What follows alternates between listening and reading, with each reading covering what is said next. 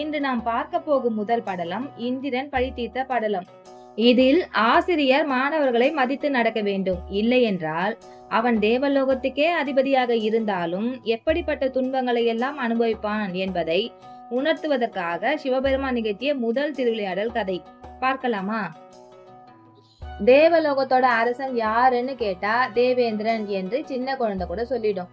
அவன் தேவேந்திரனாக இருந்தாலும் அவனுக்கும் சட்டதிட்டம்லாம் இருக்கு. குறிப்பாக தலைமை பொறுப்புல இருக்கிறவங்க தானே சட்டதிட்டங்களை மதிச்சு நடக்கணும். அப்படி இல்லைன்னா அவங்களோட பதவி பறி போயிடும். தேவேந்திரனுக்கும் ஒரு நாள் அப்படி ஒரு நிலைமை வந்தது.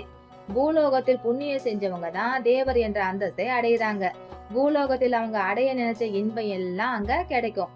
அதுக்காக எதற்கும் ஒரு நேரம் காலம் இருக்கு இல்லையா?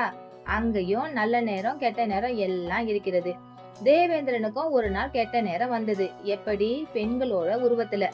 தேவலோகத்தில் தேவர்கள் எல்லாம் கூடி இருக்கிற நேரத்துல அங்க இருக்கிற தேவ கன்னியர் ரம்பா, ஊர்வசி, திலோத்தமா இவங்க நடனம் ஆட அவங்களோட நடனத்தை ரசிச்சிட்டு இருந்தான் தேவேந்திரன். அந்த அப்சரஸ்களோட அழகுல அப்படியே மயங்கி லயிச்சிட்டு இருந்தான்.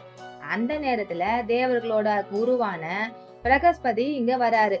அதாவது அவர் யாருன்னா, நவகிரகத்தோட மண்டபத்துல மஞ்சள் உடை உடுத்தி வடக்கு நோக்கி ஒரு சிற்பம் இருக்கும் இல்லையா? அந்த குரு பகவான் தான். இவரது பார்வை ஒரு இடத்தில் பட்டாலே நல்லது நடக்கும். அதனாலதான் குரு பார்க்க கோடி நன்மைன்னு சொல்லுவாங்க. ஆனா தேவேந்திரனுக்கு தான் இப்போ கெட்ட நேரம் ஸ்டார்ட் ஆயிடுச்சு.